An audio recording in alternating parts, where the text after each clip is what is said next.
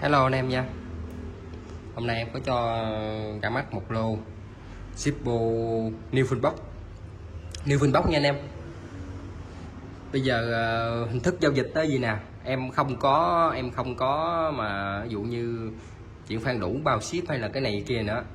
Bây giờ em cái giá là 420k đồng giá 1 2 3 4 cái này để ghi nha, đây để ghi. Nó 420k. Anh em chuyển khoản đủ thì cộng tiền ship vô là 11.000 đó. Tại vì chuyển khoản đủ thì không có thu hộ anh em. Nếu như mà không có thu hộ thì bưu cục nó lấy em chỉ có mười mấy ngàn thôi, 11.000 thôi, 11.000 tới 13.000 thôi đó. Còn nếu mà thu hộ thì nó lấy em tới 30.000 lắm. Nếu như mà có thu hộ nha, là ship code ship thì cọc 100k nha anh em, là cộng tiền phí ship là 30k đó. Chuyển khoản đủ thì ship 10k cho tròn 10k đi, tính ra 11 tới 13k là cộng tiền ship 10k đó. Tính ra anh em mua anh em mua một cây Zippo chỉ giá có 420.000 thôi, 420k. Anh em chuyển khoản đủ thì nó ra tới 431.000 đó. Chuyển khoản đủ thì anh em mua một cái Zippo này chỉ có 431.000 thôi. Em bao canh chỉnh nha, bao canh chỉnh. Còn anh em cọc á, thì anh em chịu phí ship 30k. Anh em chuyển khoản đủ thì anh em chịu phí ship 11k. Rồi đó, quy tắc giao dịch đó nha anh em. Tính ra anh em mua cây Zippo nếu mà cọc thì ra 450 nha. Còn anh em nào mua 10 cây trở lên thì còn 400. Thì 10 cây trở lên thì còn 400 bao ship nha. Còn em mua lẻ lẻ thì 420 cộng tiền ship nếu mà chuyển khoản đủ thì 430 mấy đó. Anh em lựa mẫu đi. 215 nhiều quá em không biết lên sao luôn. Bây giờ là slim nè,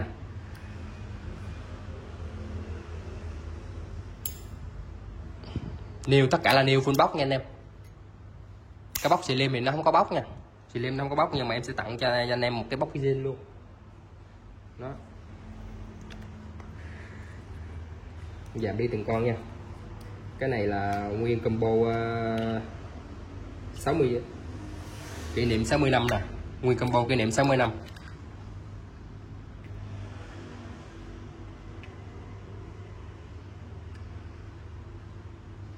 đó. Này thì qua đây mới được.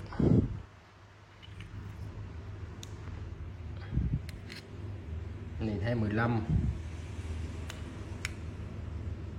215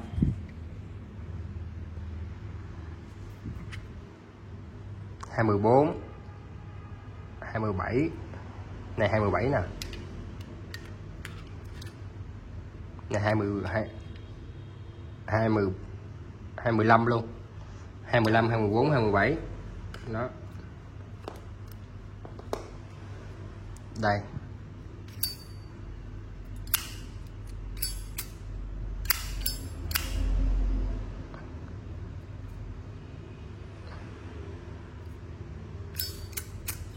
420.000 con nha anh em. Chuyển khoản đủ thì cộng tiền ship 10.000, cọc thì cộng tiền ship 30.000. Anh em lựa mẫu phanh tròn vô nha, anh em chụp màn hình rồi phanh tròn vô. Anh em muốn biết thêm chi tiết thì cứ inbox cho em. Cái này là giả đá nè,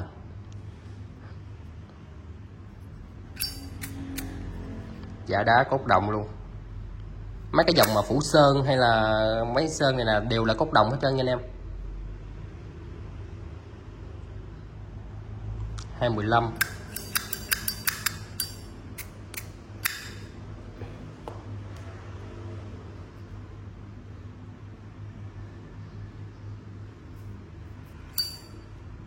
new luôn.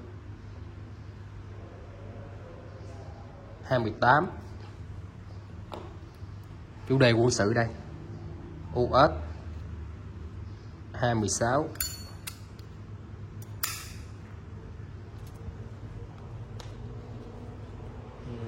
Chủ đề lá thư đây, lá thư bảo hành đây,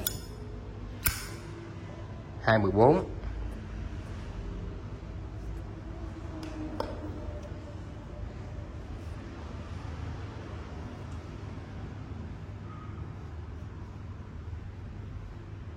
Chủ đề cà rốt, 218. Em hỗ trợ canh chỉnh cứng cáp cho anh em nha. Anh em chốt xong rồi em canh chỉnh nha. Bán rẻ lắm anh em ơi, bán gì bán gào vậy nè. Chủ đề thợ săn nè, thợ săn 1940, 214.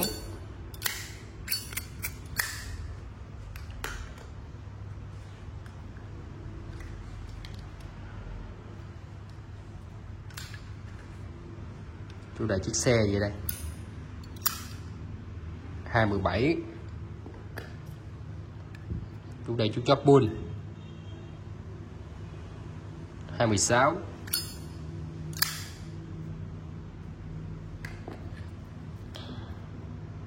Chủ đề mọc đá Zippo,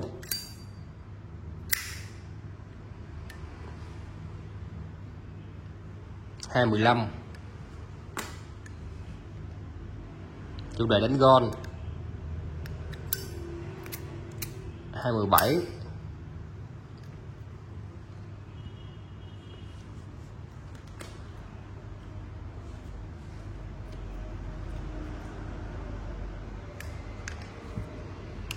Chủ đề xe Zippo, 218.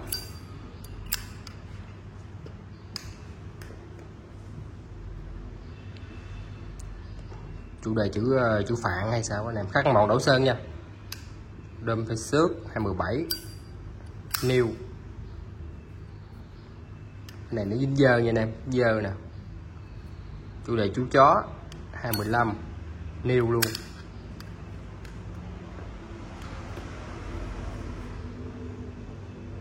Một 1966, 1967 bản đồ Việt Nam. Zin hãng nha anh em, zin hãng nha. 217. New. Đây chủ đề quân sự.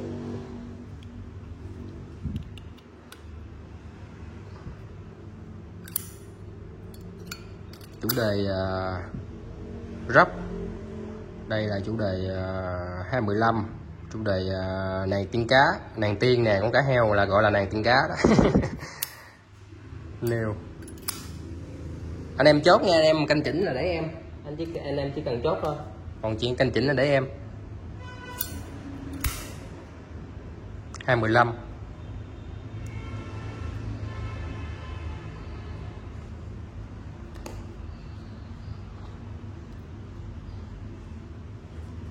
Chủ đề đua xe. Cốt đồng, 216. Đây 215 luôn, cốt đồng luôn. Chủ đề này mắc tiền lắm nè, 420 luôn. Còn em muốn mua những cái này thì giá khác nha anh em. Anh em nhập về cao nên là bán giá cao nha. Cái này để anh em 500, 500, 500, 550, 500, 500. Nói chung là 500 hết á. Ở đây 500 hết nè. Nó dòng Vin đó. 500 chỉ có cái cây ghép 41 này là nó cao tiền nha. Ghép 44 thị trường đang bán trên 700 ngàn. Trên 700 ngàn cái cây new này nè. Em bán 550 à. Nè cái này nè em bán 500 nè. Dòng Vin Tiger rất là đẹp luôn. 20 mấy ta, 216 đó. Đây 500, 500, 500. Biết sao cái này 500 không? Tại vì nó là guộc vàng, nó là guộc vàng, nó là new full box guộc vàng, là nó là 500 luôn. Ông tổ Zippo cũng 500 luôn. Đem tổ Zippo em lấy cái trên em coi. Tổ Zippo này rất là hiếm nè. Anh em cứ cần chốt đi, còn canh chỉnh cứng cáp này kia nọ để em cho.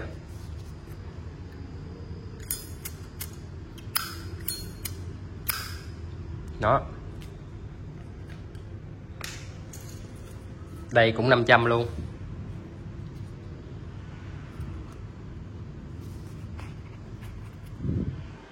Này giống như nó giả như giống anti que vậy anh em, mà này nó sơn nha. Này cốt gì vậy? Cái cốt satin nha anh em, cốt satin 500.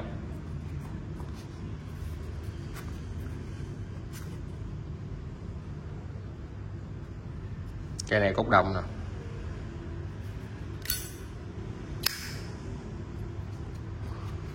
Năm trăm.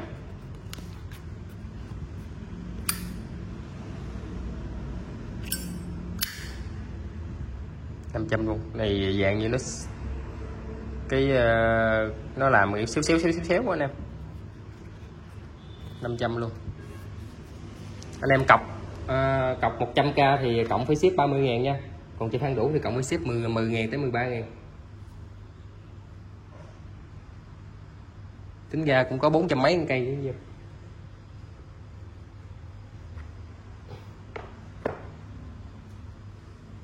Playboy cốt đồng 217.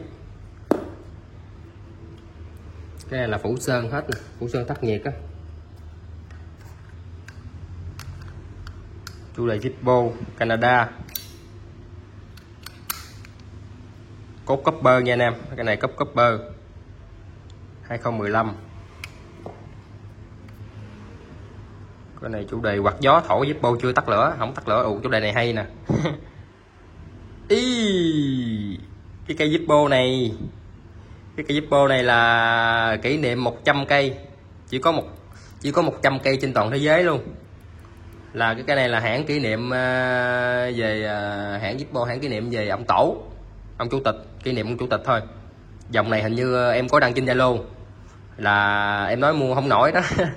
Anh em xem Zalo này anh em biết dòng này nè, tới đâu 800 đô, 800 đô tính ra tới 15-16 triệu một cây này nè. Dòng này là dòng bạc khối dưới bô này nè, nó là dòng bạc khối 1994 995 vậy đó anh em. Đó, cây này chỉ có 100 cây trên toàn thế giới thôi. Nó cái chủ đề này rất là hay luôn á. 214 cốt đồng, trắng ngọc trinh, da beo cốt đồng.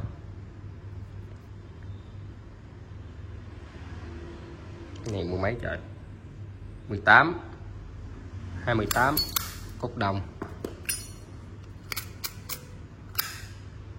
Chủ đề này cũng rất là hay luôn. 215 cốt đồng.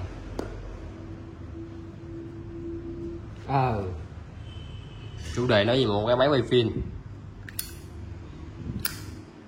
hay á, màu vàng và màu cam. Nhưng mà được anh em đừng có nghĩ cái màu sơn này cốt đồng là quất, cốt đồng là quất thôi anh em, tại xả ra nó ra là bagat gin mà. 216 luôn, hai cái này 216.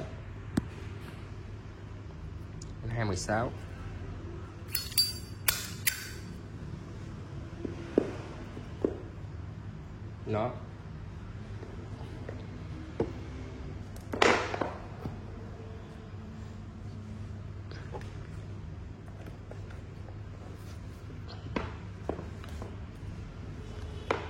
tới cây này ha,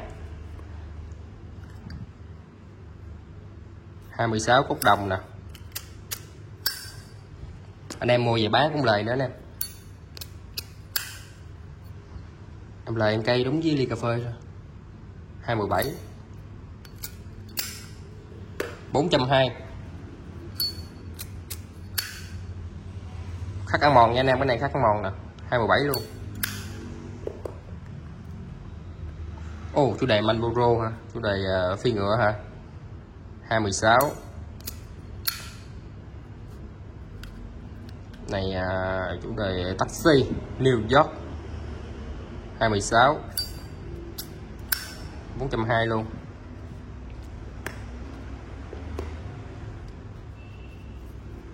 Chủ đề thùng hóa sảnh hả? Ủa cái gì tứ quý ở gì sảnh hả? Thùng hóa sảnh hả? 217 cốc đồng, mắt cua mèo.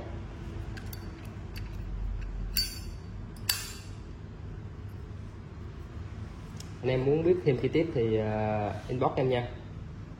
Lá phong thôi, chủ đề lá phong thôi anh em. Cốc satin 216 luôn.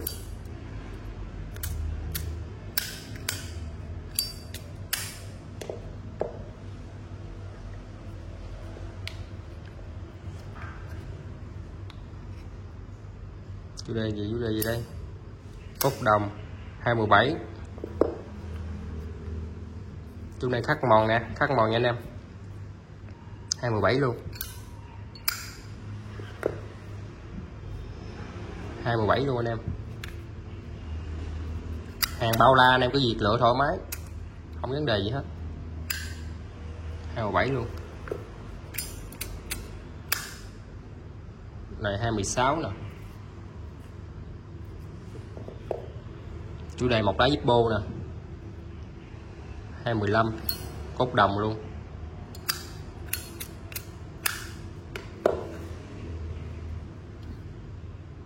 Chủ đề ông già thổ kèn. Chủ đề này hôm em có bán nè, 500.000 cây á.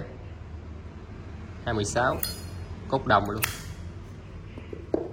Chủ đề câu cá nè, đó. Cây này dễ gì còn được. Khắc mòn đổ sơn. 215 cốt đồng. Đó. Cú mèo. 215 luôn.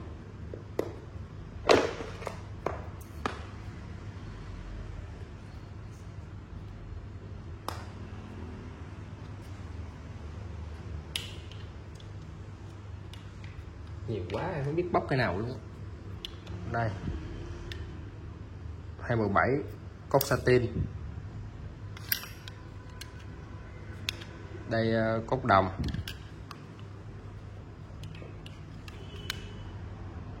218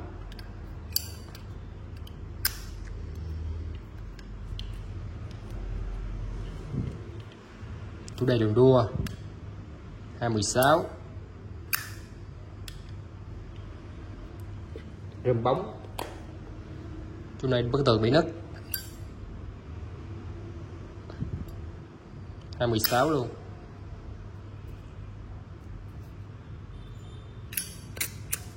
Chủ đề nước lá cờ gì của nước nào em cũng không biết luôn. 217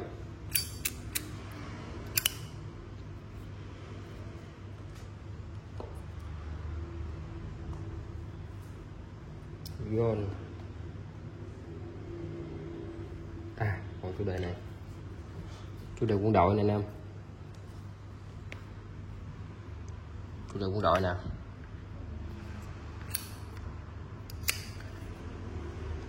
Cốt đồng 216.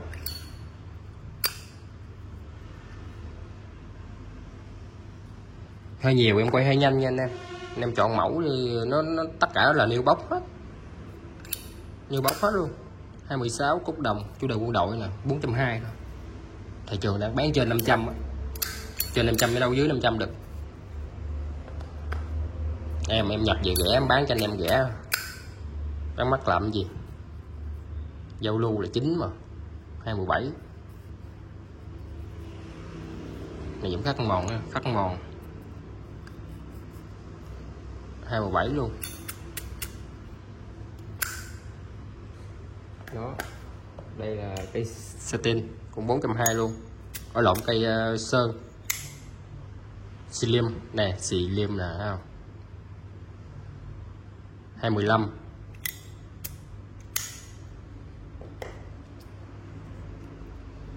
xì liêm 420 luôn. Giá quá rẻ hả nè. Bán như bán rau luôn anh em à. Ôi ôi, nói gì nữa này.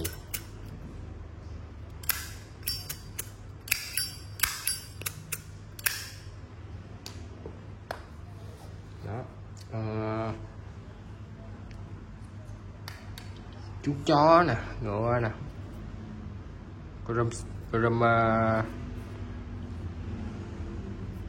rơm xước. Thường mấy cái này thì nó qua sử dụng thôi, nếu mà nó qua sử dụng á thì giá cũng 370, 380 mà riêng như kênh em bán nha, 370, 380. Nhưng mà cái này là được cái new full box luôn, new full box mà giá cũng có 420 à, nó mắc hơn có mấy chục ngàn thôi. Mà anh em được nguyên cây mới về cho tặng biếu gì bình thường, chân cũng được đó anh em, 420 ngàn thôi. 28, 25 đó. Cái này là em hỗ trợ canh chỉnh hết nha, chứ không phải để nó rung lắc gì đâu nha anh em. Em là anh em chốt là em làm sạch sẽ, canh chỉnh đầy đủ cứng cáp về cho anh em, vô tay anh em nó ngon lành luôn á. Về vô tay em là anh em là nó ngon lành luôn, chứ không phải là em để gì mà em bán em gói hàng đâu nha. Về tay anh em là nó cứng, cái này nó cứng lại nè, cái này là cái độ gơ của hãng nè đó. Nhưng mà em sẽ làm lại chốt lại hết, bản lời lại hết cho nó cứng cáp cho anh em về anh em thấy vui mát bụng. Anh em bỏ tiền ra em phải phục vụ cho anh em chu đáo này kia này nọ, chứ không phải để về bán đâu nha. Mình anh em mình giao lưu là chính mà. Nói chung lời thì em cũng không có lời gì mấy, nói chung là bán là vài chục ngàn vui. Anh em mua được hàng rẻ em cũng bán được hàng đó, nó có lợi cho đôi bên luôn. Hàng em mới đi nhanh, mẫu mã rồi nó đa dạng nữa, chứ để tồn hoài mẫu mã đâu có đa dạng đâu anh em, thấy không? Hàng em lúc nào bán cũng phải đi dù mới chịu. Đó, quá đẹp anh em ạ. Này cốt satin 217 nè. Do là nhiều cây quá nên là em không có quay chậm này anh em. Anh em nào muốn tìm hiểu về một cây mình chốt thì cứ inbox cho em quay cận cảnh này cho. Nói chung là hàng mới new inbox thì nó không có vấn đề gì để mà chê chứ á. Chủ yếu là anh em thích cái chủ đề nào thôi. Còn ngoài ra thì nó mới hoàn hảo rồi.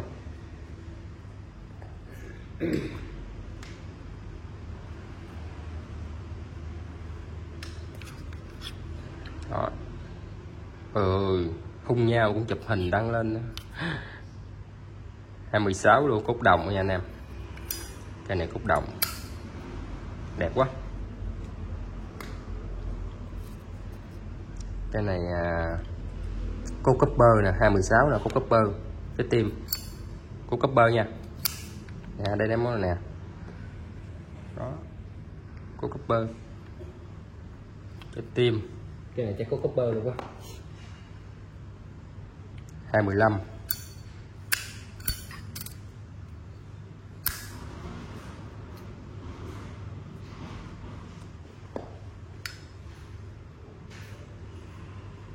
Rồi Zippo 215 luôn.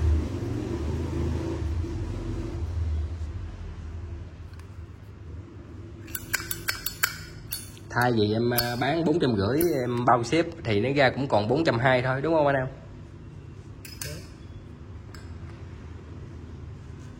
Cái này thì em bán 420.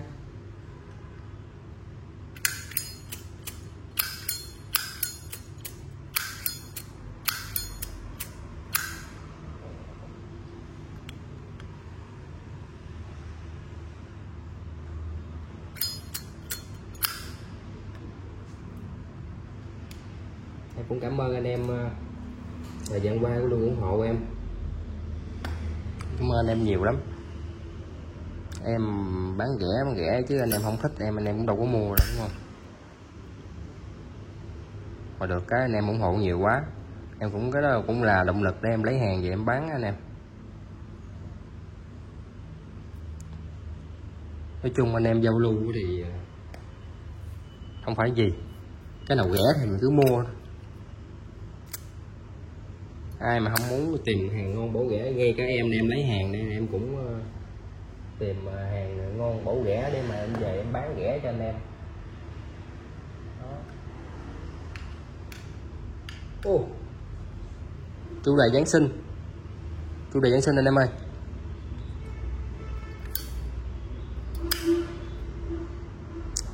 $216 chủ đề Giáng sinh này trên 500.000 cây, bán 420. Tất cả là em xong em canh chỉnh cho anh em hết luôn á. Mã vạch nè, mã vạch, chủ đề mã vạch đẹp lắm, 217.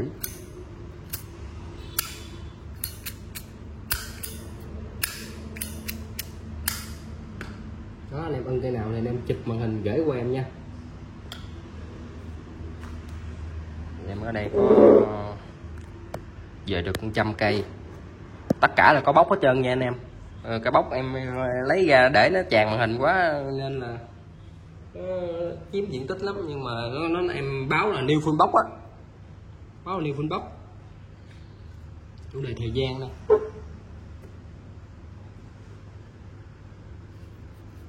đẹp.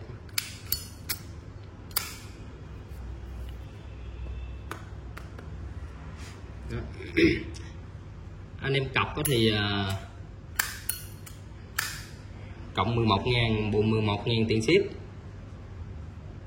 Đó, lộn anh em cọc thì cộng thêm 30.000, tại vì thu hộ anh em, thu hộ có thu hộ rồi lấy tới 30 lần, không thu hộ thì lấy có 11.000 à. Đó, thì giao dịch thì của em bên em nó cũng vậy đó. Anh em thích cây nào, ưng cây nào thì chụp màn hình gửi qua em nha. Nếu mà coi chưa kỹ, nếu mà em có quay hơi nhanh á thì chụp màn hình gửi em quay thêm một lần nữa cho anh em nhìn kỹ, anh em hãy chốt nha. Đó, thì hàng thì nó rất là nhiều mẫu mã đa dạng chủ đề luôn, cho anh em nào mà có thu nhập thấp, anh em mua về anh em chơi, hay là anh em cho tặng biếu cũng được. Và em cũng cảm ơn anh em nhiều lắm nha, không biết nói gì hơn. Chủ đề New York này nè.